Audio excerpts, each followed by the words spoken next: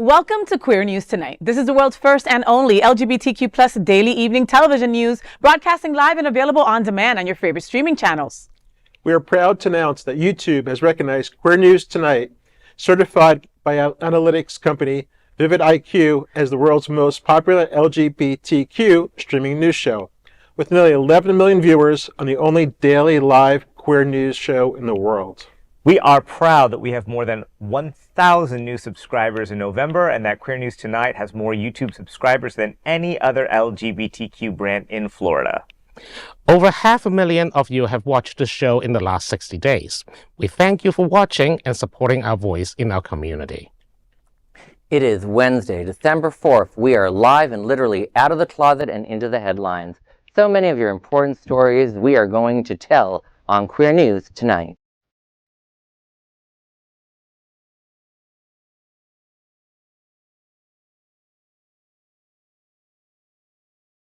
This is the world's first live daily LGBTQ evening news show, literally out of the closet and into the headlines on Queer News Tonight.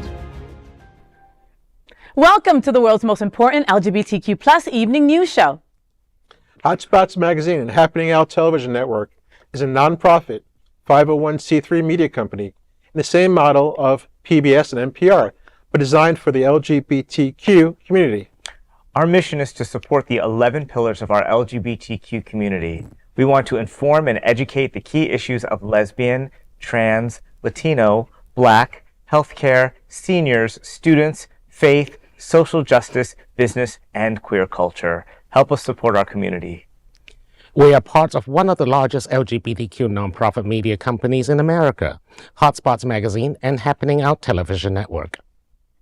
In 2025, our magazine is celebrating 40 years of the LGBTQ experience.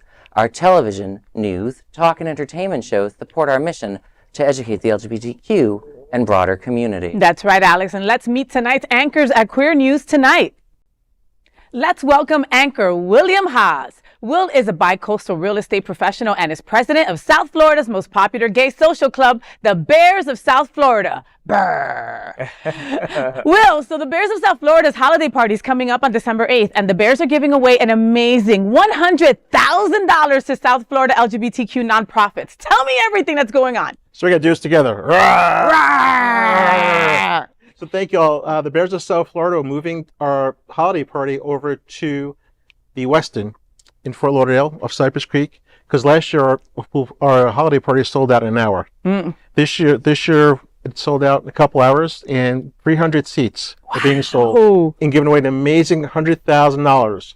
We gave away $40,000 last year with an amazing increase of $60,000 to 12 different nonprofits. That's incredible. And we're selling tickets for $35 a piece. We've had some great sponsors, Our Fund Foundation, Steve Levy and Dean Lerner donate a lot, and also Indelible Art and Tattoo, and Tom Nichols and Dad Chamburn help underwrite our party, so to make tickets affordable for everybody. I love the Westin. Fun event. The Westin is amazing, okay, and they're such great supporters of our community. And what a great space for you to bring us this elevated experience. That's going to be so much fun, and the tickets are reasonable. Like, that's awesome. And the Gay Men's Chorus is going to sing, and South Florida Pride Band's going to play, so it's going to be a really festive event, giving away a lot of money this year. $100,000. Cha-ching. Make it rain, Will. Make it rain. Queer News Tonight looks forward to seeing you all at the Bears of South Florida holiday party on December 8th. Next up, let's welcome anchor TriniDaddy. We both got the turtleneck, right? We both got the turtleneck call. So he is a violinist and a pianist with the Miami City Ballet, and is the program director for the Seminole Theater Players in Homestead. Super talented group of people. You got to go out there and watch a show. So TriniDaddy, South Florida Symphony Orchestra is bringing Handel Messiahs on December 7th to the Parker Playhouse. Tell me what's happening. Well, it is a Christmas tradition to hear Handel's Messiah. It's a full orchestra with the South Florida Symphony. I'll be performing in it, as well as some fantastic soloists. And we won't just do the Messiah. We'll also be doing a few holiday favorites as well.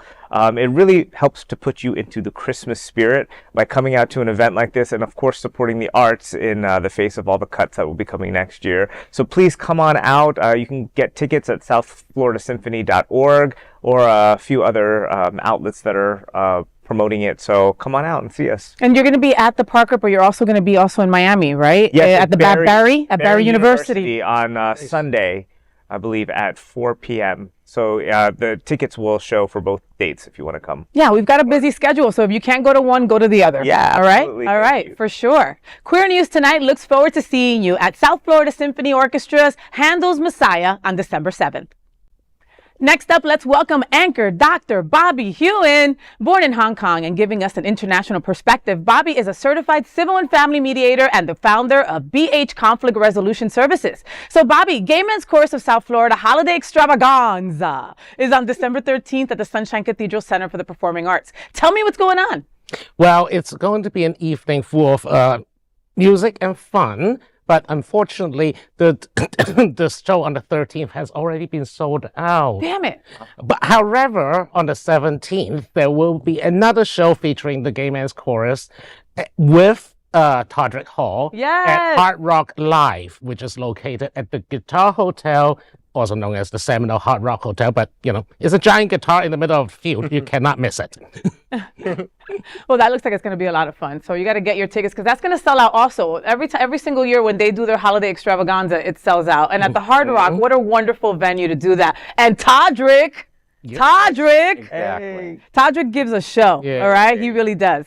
Queer News Tonight looks forward to seeing you all at the Gay Men's Chorus of South Florida Holiday Extravaganza on December 13th. Next up, let's welcome anchor Alex Morash. Alex has served as editor-in-chief of Options Magazine and media director of the National LGBTQ Task Force. Alex, I love to see you at the table. So Code Red is coming up. Cocktails and Awards fundraiser reception for the Rapha Center is on December 7th at Hunter's Nightclub. Tell me what's happening.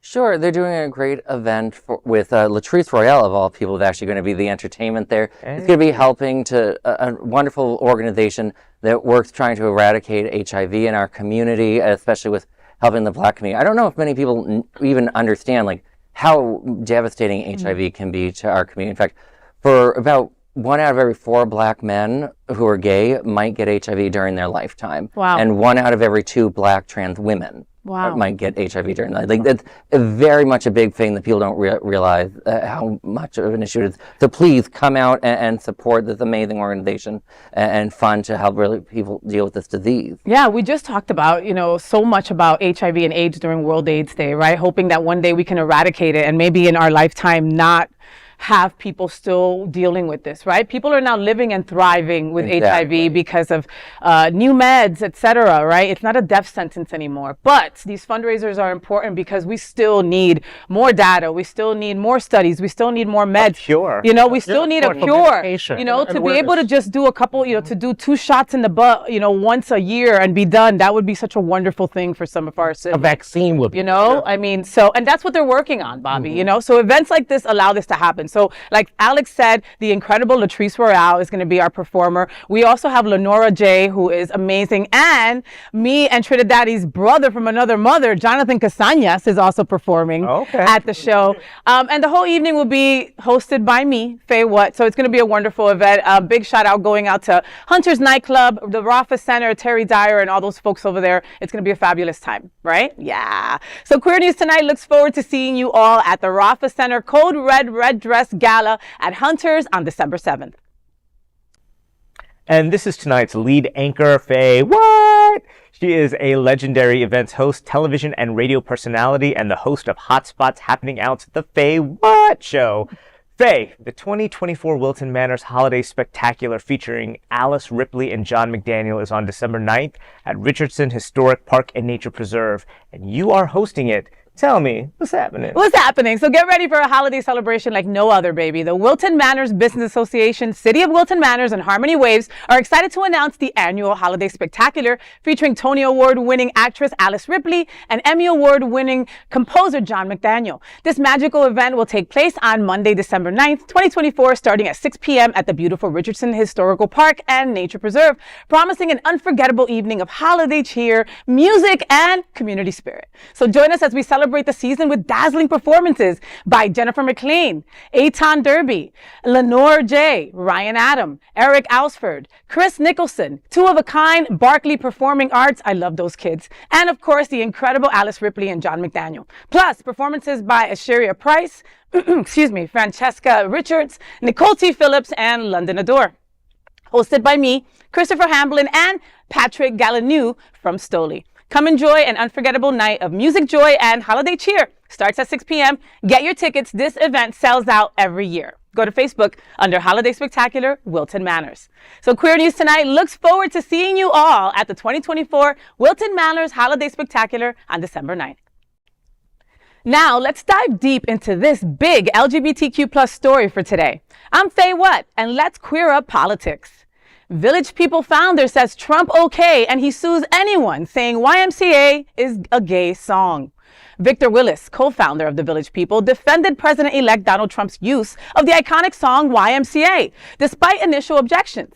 Willis, who co-wrote the 1978 hit, acknowledged asking Trump to stop using the tune after receiving over 1,000 fan complaints. However, according to Willis, seeing other artists withdraw their music rights prompted him to reconsider. He wrote in a recent social media post, quote, "The financial benefits have been great," end quote. He credited Trump for helping the song achieve its first ever #1 spot on a Billboard chart 45 years after its release. This week, Willis, the original police officer character for the Village People, threatened to sue anyone saying YMCA is a gay song. While his assertion is not clear, the Village People was the original gay boy band singing about go west to San Francisco and the virtues of men in the Navy. So let's take a quick look and reminder of the lyrics of YMCA to prove that the song is not gay. Let's start with the first verse, okay? When they don't suggest it's about a bathhouse, saying, "Stay there, and I'm sure you will find many ways to have a good time." Not gay. No. Or in the chorus where they don't suggest you should gather with other like-minded people, saying, "They have everything for young men to enjoy. You can hang out with all the boys," end quote. Not gay at all. Or from verse 2, when a deep masculine straight voice says, "But you've got to know this one thing. No man does it all by himself." I said, "Young man, put your pride on the shelf. Young man, I was once in your shoes." Not gay. Or that the gay community was shunned in 1978 by the broad community. That is not what verse 3 meant when it loudly declared, "I said I was down and out with the blues. I felt no man cared if I were alive. I felt the whole world was so jive." Not gay. So when Trump famously adopted YMCA as his campaign theme, no one knew it was a gay anthem. Fortunately, nobody has made the joke of how gay that was. Well, actually, there was Bill Maher using the endless clips of YMCA and the president-elect jerking off two men at the same time. Someone has to take Donald Trump aside and let him know that when he's dancing, he looks like he's jerking off two guys at once.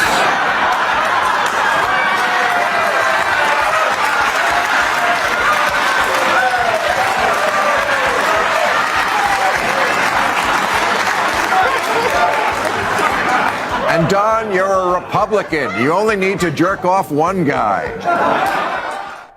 Yeah, new rules. YMCA is not a gay song. You know, I know that we're poking fun at the lyrics and all that, right? But I mean, this song came out, like we said in the story, 45 years ago, right? It was on the charts. Everybody sang it. It was wonderful. And then it went away. And who brought it back and who made it useful? Our community, okay? We've used it at pride parades and celebrations for years and years and years. I smell a rat. This is what I'm saying. I smell a rat, okay? This gentleman, and you know, literally there were news outlets saying, well, we've got to pull YMCA. Trump can't use it anymore because this gentleman is mad. They've gotten fan complaints, etc. All of a sudden, some time passes on. All of a sudden, this guy gets some money or he's paid off or whatever it is, and he doesn't feel as strongly for YMCA being used by Trump anymore. I mean, he put it right there in black letter. The financial compensation is good. I mean, at least he's honest about that part. The fact that I feel like the reason that he says that YMCA is not a gay song is because he was trying to avoid getting labeled as quote unquote woke. Because everything that LGBTQ related is now woke. And woke people are, woke needs to be demolished according to Elon Musk and all the other idiots. But on the other hand, I'm just going to share this. On the same debut album that Village People is on, the first 4 tracks are called, of this band, of the Village People, are called San Francisco, Hollywood, Fire Island, and Village People. Now remember, Village People, there's a double meaning to that. That refers to West Village in New York City, in Manhattan, where it's also the same place where Stonewall Riot happened. Yeah. And it was very gay at the time. Now it's Chelsea and Hell's Kitchen. Yeah. And Fire Island is the perennial favorite of very gay men. Very gay. To go summer there. Hollywood means West Hollywood. We possibly hope. Just very gay. Just Hollywood. I mean, very Hollywood gay. is very gay. Yeah. And then San Francisco, which is the gay mecca for 1,000 years. Exactly. Now. And so, please tell me how this album itself is not gay. It's super gay, Bobby. You know, William, I was asking you, right, because you told me that there was one straight person in the group, and we think that it's Willis, the one who is, right? Yeah. I mean, okay, we've all read the stories about like people that used to work for Trump and then all of a sudden are now, you know, I'm sorry, let me retract. People that have said so much horrible things about Trump and then been offered a job and then they've been like, oh, he's a great person, I was wrong. You know, this smells kind of like that, you know? Exactly what it is. Okay. And I do not blame him for getting his...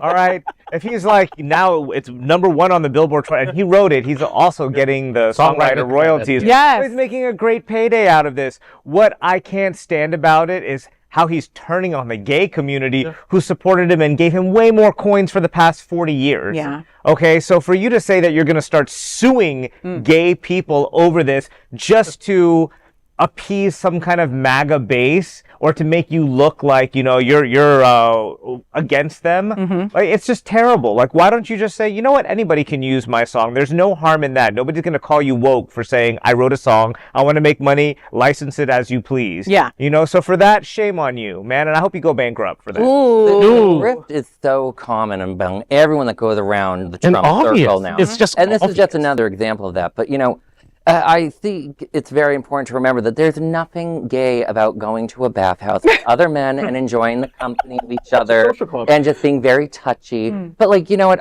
I think this is great for the YMCA song in a different way because, like, yes, I know we as a community sometimes will use the song, but I think this song really has a good place in history now being something for only middle school socials and straight weddings.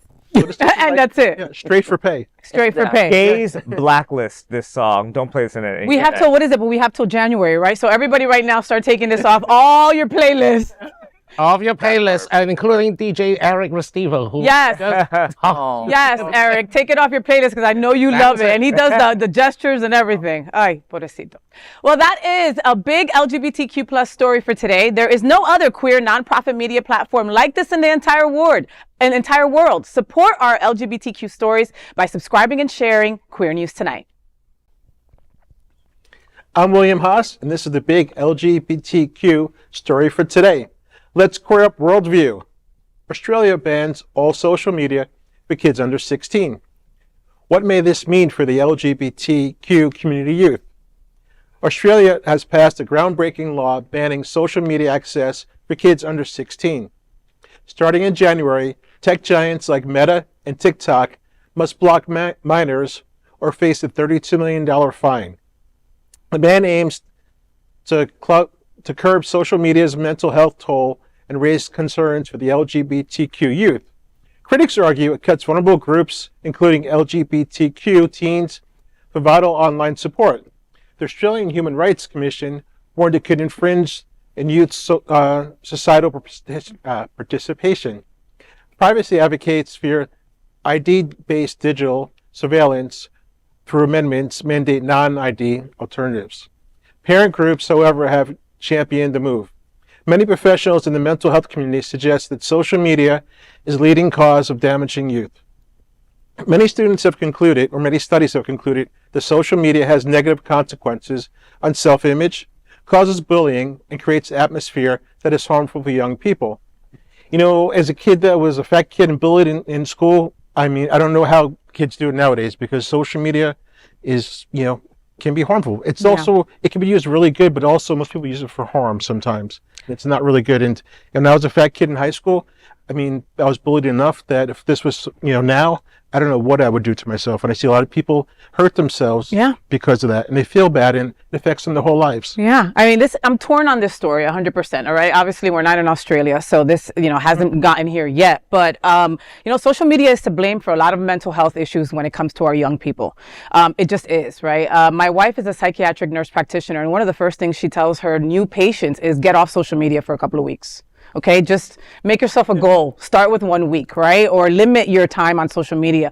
It's something to do with a kid that has grown up with social media, that these likes are what make them happy, or what make them enough, right? I do also feel for the queer kids that maybe don't have support at home and maybe look to social media to get some information and some education. I feel for those kids, But how would you enforce this? Because I know that if I couldn't use my phone, I'll go steal his. You know what I mean? Or I'll go use my friend who's over 18, over 16, to use their phone to use social media. Well, that's been a lot of the opposition in Australia to this, because this has been getting a lot of attention on the internet. Is they felt that it was too hastily written and didn't really get to the problem, which is something that we see politicians globally when dealing with social media, is instead of trying to actually understand the most basic technology, they just go too fast. They don't even know what they're doing on it. But there's also this big issue that social media companies, especially Meta, Facebook, Instagram, they do act almost like a drug in the way that they try to manipulate young people in a way that really does need more regulation. Yeah, I agree about more regulation, or I think that there should. I mean, there's also a business opportunity for these groups, right? For Meta, for example. I mean, there's now an opening for a youth-focused and youth-only application. That's not a bad idea. That's for actual, queer kids to connect. I mean, remember back in the day when, everything is siloed. You have the gay forum, you have the car forums, you have the white supremacist forums. Yes, you have not even chat rooms. I'm talking about forums, literally line by line forums. Oh, okay. I mean, yes, I'm that old, but but those are voluntary participation. You have to register an account, get through the whole email, blah blah blah, in order to start posting and start participating.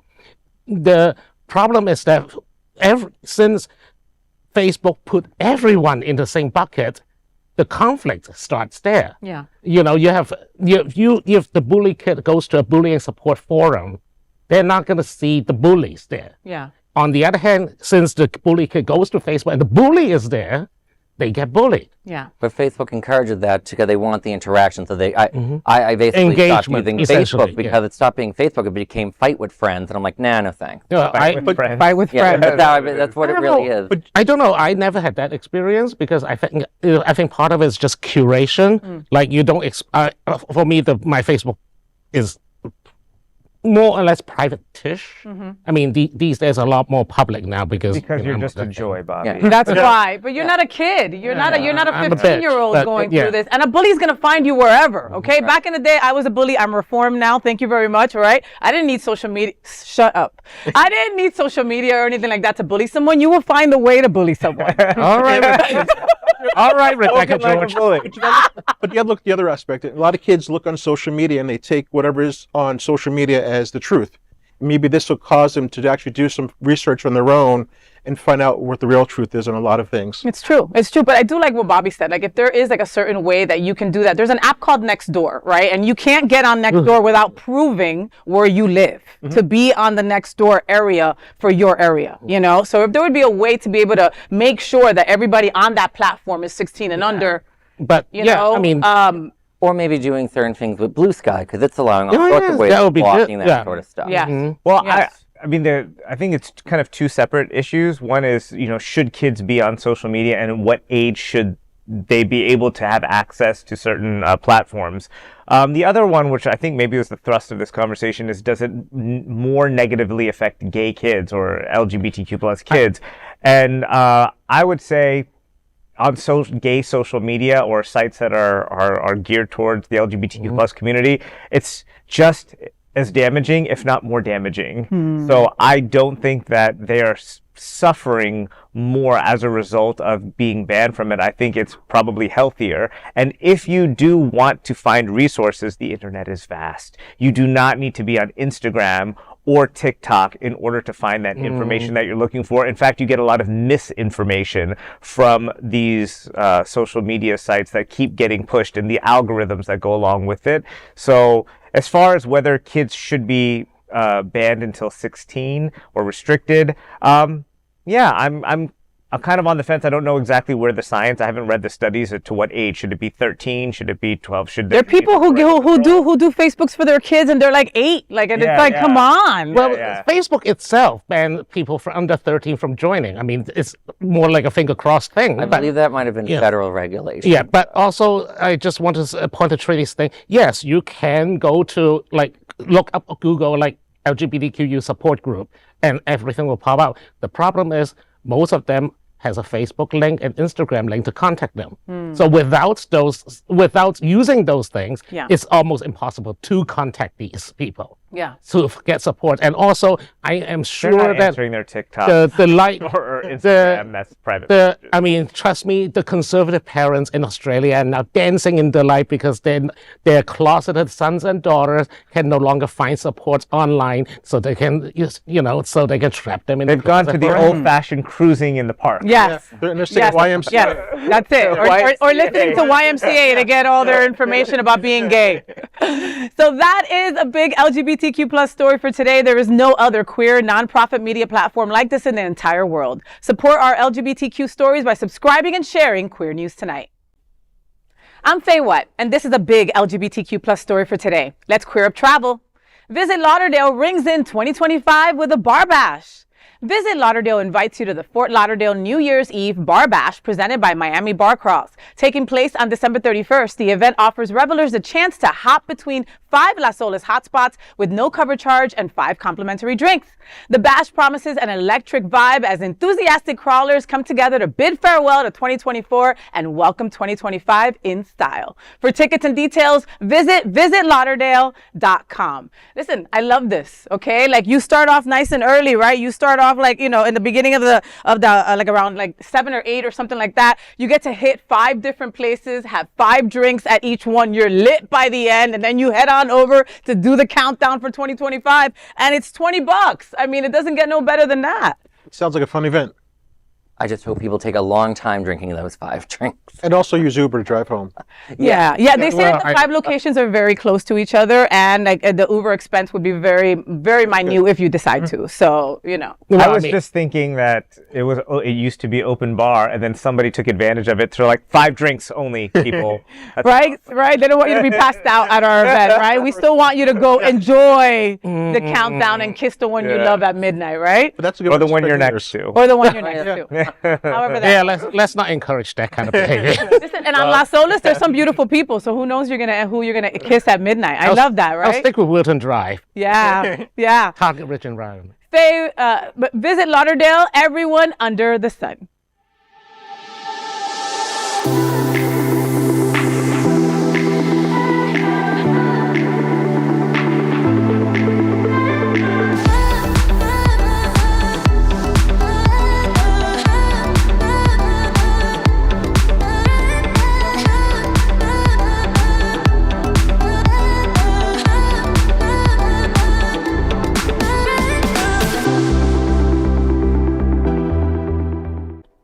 And that is a big LGBTQ plus story for today. There is no other queer nonprofit media platform like this in the entire world.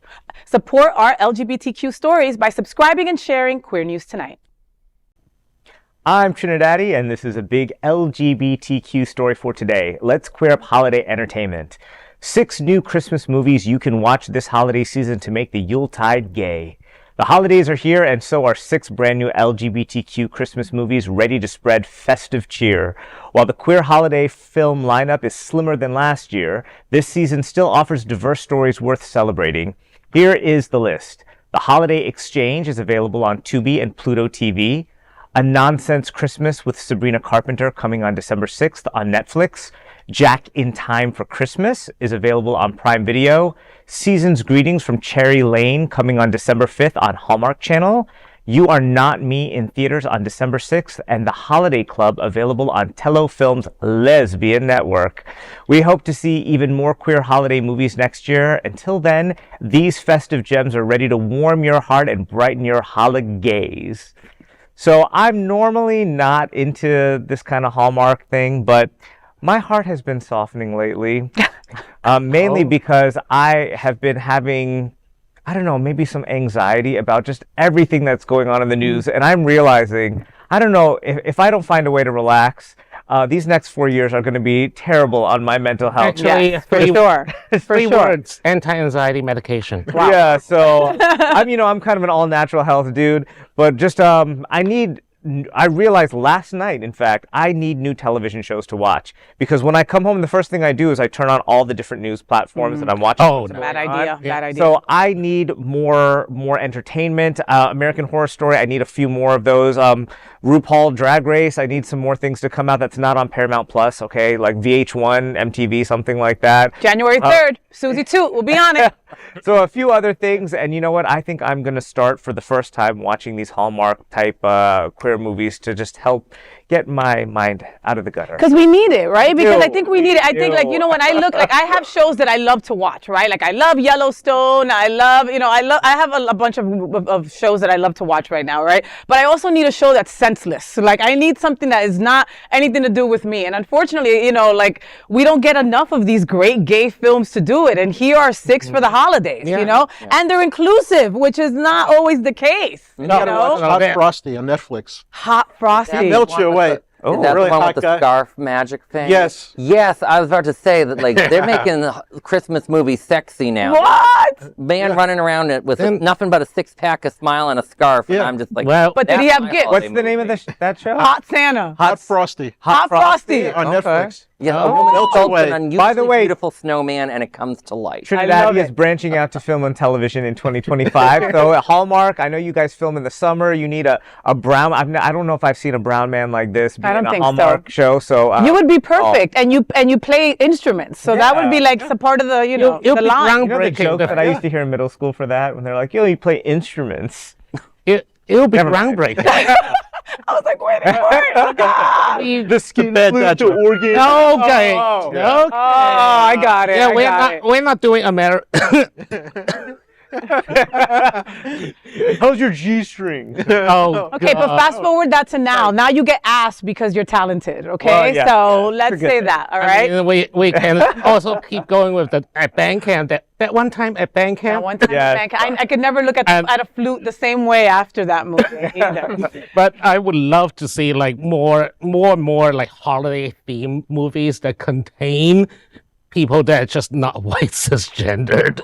Like, okay, yeah, well, and these gay films do it for you, Bobby. Were you not listening? Write them down. All right. And that is the big LGBTQ story for today. There is no other queer nonprofit media platform like this in the entire world. Support our LGBTQ stories by subscribing and sharing Queer News Tonight.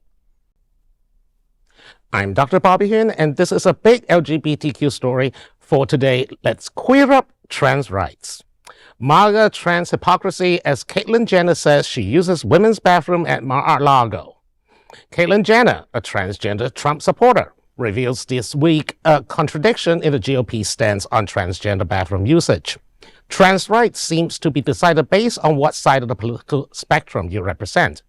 In response to a post on Twitter speculating whether she, Elon Musk, and Donald Trump used the same bathroom at Mar-a-Lago, Jenner replies simply, "We do not."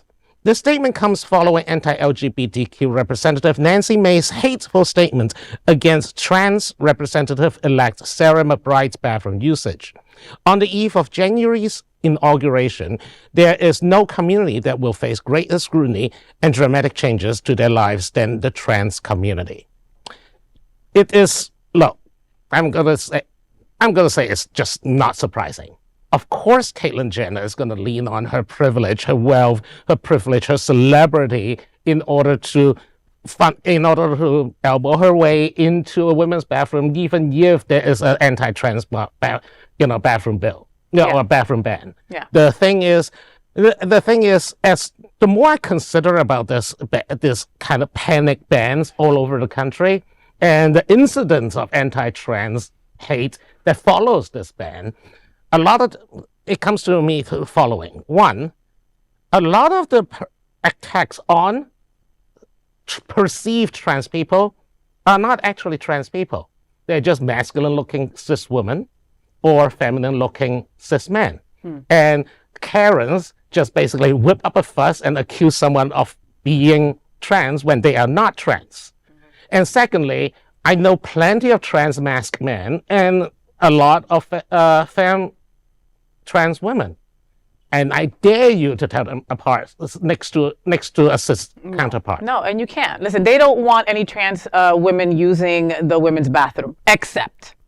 Okay, that's it, right? Except if you are part of our crew, if you're giving us money, if you have money yourself, except. That's it. It's for everyone that's basically not opposing them. And this isn't even new. I worked for a man named David Brock, who famously is the gay man that wrote the book Blinded by the Right, because he used to hang out with Matt Drudge and Ann Coulter and part of that whole political world in D.C. And he and Drudge are gay. They were very much accepted within the Republican circle as long as they were doing the Republicans' dirty work. Then they were treated fine. But the moment you're not with them, then they want to make sure they're discriminating. This is typical of the Republicans, discrimination for thee, but not for me. Yeah. Well, there's a ton of money, of course, and wealth, power, fame, when you're a minority who speaks out against your own minority group, because you will always be used by the conservative media to be like, hey, we're not racist, we're not anti-this, we're not ist anything. Look, we have a gay person right here. Tell them how much you hate gay people, So that's how they do that. But also, the token thing. So I also call for any trans men who are very male presenting, why don't you guys show up at the Capitol and start going into the women's restroom? And you see how quickly some of you will maybe reconsider that idea that, trans people have to go into the restroom that's their sex assigned at birth, because they're only thinking of trans women. They're not thinking about trans men at all, which they probably would hate if that happens. And I do want to read a quote from AOC, Alexandria Ocasio-Cortez, who said, "Women know that men don't scheme to dress like girls to assault them. They do it every day in broad daylight, and the ones in power protect each other's to keep it quiet. Just ask the House Ethics Committee or the President-elect of the United States." Thank you, AOC. Thank you, AOC. So that is a big LGBTQ story for today. There is no other queer nonprofit media platform like this in the entire world. Support our LGBTQ stories by subscribing and sharing Queer News Tonight. I'm FayWhat. As a nonprofit LGBTQ plus media organization, we would like to thank our viewers for supporting our mission to tell the stories of the queer community. We'd also like to thank the generous support of Jets Pizza. Jets is the LGBTQ community's most popular pizza in South Florida. Yes, William, you can have a pepperoni. I'm a bear. I gotta eat. I'm hungry. Take a look around these streets. Do you really think we woke up one day and said, yeah, the world needs more pizza? Nah, just a better one. Better, like the world's best pizza, Jet's Detroit-style pizza. Hand-pressed and baked to the thickest, crispiest crunch. You're welcome. Now visit jetspizza.com and save. Click on hot deals for special offers in your area. Jets, better because it has to be. I'm Alex Morash, and this is a big LGBTQ story today. Let's queer up Black LGBTQ. Black trans winner makes history as Dragula winner. Asia Consent has been crowned the champion of Dragula Season 6, becoming the first Black trans winner of the iconic competition. In a finale packed with filth, horror, and glamour, the three remaining monsters, Asia, Auntie Heroine, and Grey Matter, unleashed their most depraved fantasies. Hosts the Boulay brothers awarded Asia the blood-soaked trophy, $100,000, a lifetime supply of Ben Nye special effects makeup, and a Peg merchandising deal. While all finalists devoured the runway, Asia's artistry and narrative portrayed a great prevail, marking a historic victory for Black trans representation in alternative drag. And I'm so happy because I've loved Dragula for years, because it's so much better and different than some of the other drag competition shows. I can't remember what those races might be called, but anytime they're doing something about something about one person chasing another, it's fun because they're not trying to be the prettiest. They're trying to do their art, and they always do really crazy, zany things. Like I remember one time they all had to be put in these coffins with bugs to try and see who could stay the longest, and then they'll do these amazing shows. They're just always doing something zany and crazy. So their challenges are kind of like Double Dare, kind of like things like that, right? Yeah. So they'll put you in a box with ants? Well, they did all sorts of crazy. Oh, wow. Fear Factor. That's what I was thinking of. Fear Factor. That, oh, my goodness. But, drag is art, okay? So think about, art can be perceived and done in so many different ways, right? We're so used to a pretty drag queen, a pageant drag queen, right? This is, out of the box. And this reminds me of, the first time I really started seeing a drag queen that wasn't pretty. I'm thinking of Evie Oddly. Do you guys remember Evie Oddly on RuPaul's Drag Race? It was different. It was something I'd never seen, but I appreciated it, and the talent is huge. Let's talk about the prize. $100,000 is a lot, but a lifetime supply of makeup for as much makeup as these bitches need to use. That is priceless. That's $1 million right there, easy. And some of them do the big sci-fi makeup stuff and everything. So it's a ton of makeup. Oh my God. And what are the hours to do it? It has to take hours. And the Boulay brothers, they did it again. I mean, I thought season 1, I thought it wouldn't last past season 2, to be completely honest. And here we are, 6 seasons, and people are loving it and are just gravitating to it. Right. And that's such a talent. To my knowledge, they still make sure that there are no pictures of them out of drag, which I always find really cool and fascinating. Because you don't know who they are. They could be next to you in the store tomorrow. You wouldn't know. Yeah. Congrats, Asia, and make sure that you go and you watch it.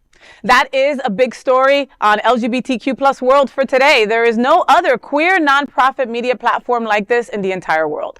Support our LGBTQ stories by subscribing and sharing Queer News Tonight. Those are today's headlines from Queer News Tonight. These anchors represent the best of our LGBTQ and ally community, and we want to tell the stories of our queer community. If our community is important to you, share this news with your friends and family. Join the conversation on your favorite streaming platform. Queer News Tonight is the only live LGBTQ digital television show in the world that is out of the closet and into the headlines. We need your support. If our community is to grow and thrive, we must tell our stories and bring them to the attention of the broader world. This is the only place in the world that tells these types of LGBTQ stories in motion and sound. That is the passion of Hotspots Magazine, happening on our television network, and Queer News Tonight. I'm your anchor, FayWhat, and on behalf of these LGBTQ reporters, the incredible anchors of Queer News Tonight, including Will Haas, TriniDaddy, Dr. Bobby Huen, and Alex Morash. We will see you daily at 8 p.m. to our LGBTQ plus world. We wish you love, generosity, bravery while being transformative and queer. Good night. Good night. Bye.